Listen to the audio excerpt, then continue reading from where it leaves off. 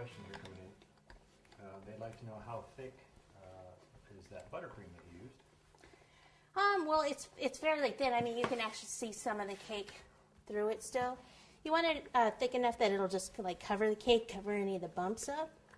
And how thick do you roll out the fondant? About 1/8 of an inch thick is how thick the fondant usually is. Something close to that. Okay.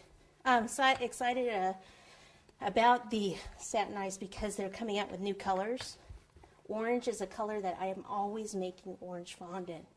And they're actually making it now, so I'm so excited about that. I've got a little air bubble there, or perhaps a big one. Let me use this. Usually use a small corsage pin. Don't have one here with me.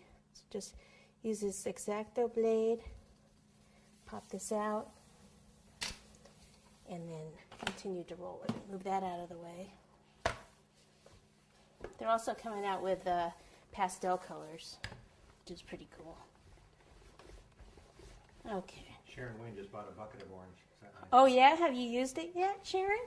She just bought a bucket. I have. They've been nice enough to donate for the show cake for the icy show, Nice. and I have it sitting there, but I haven't actually gotten to use it yet. Better take this bracelet off. She hasn't used it yet either, Yeah, but it's pretty. I haven't even opened it, so you're a step ahead of me, Sharon. Pretty cool though. Okay, so let me bring this over here. Let me grab a spatula. Take it off that board that I iced it on. So it still has a cake board under there. Just get some of this excess buttercream from the bottom off. Okay, and I like to bring it over this side.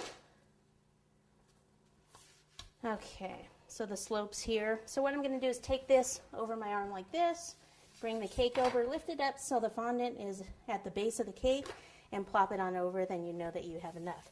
Start to smooth the top first, then start to smooth the edge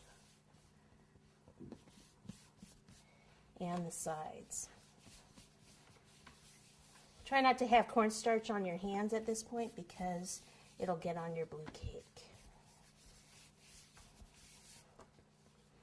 Okay. Now I'm going to be placing this on a larger round board. Doesn't matter if you put it on a round or a square board.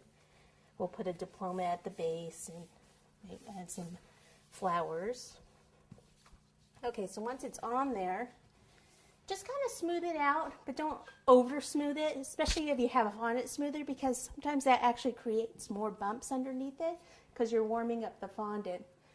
Pizza cutter, here we go. Cut down here at the base. Let me pull this off here. I always flip this over. If there's buttercream on it, you can reuse it. If there's some cake crumbs, then you need to get the cake crumbs off. Now, if you use a buttercream that's got butter in it, then you need to kind of use the fondant up because it's not going to have as long of a shelf life with that butter in it. Okay. Just knead this back up for a second here. Pop it out of the way. And I don't think I need this. Dump that. And let me get my finished board here. This is, how many did I do? Three 16-inch rounds taped together. So they're just regular cardboards. And then this is contact paper. We have a Home Depot out here. That's where I got this one. And this one's really cool. I don't know if the detail actually shows up online, but it's really neat contact paper. It's black, but it's just really neat.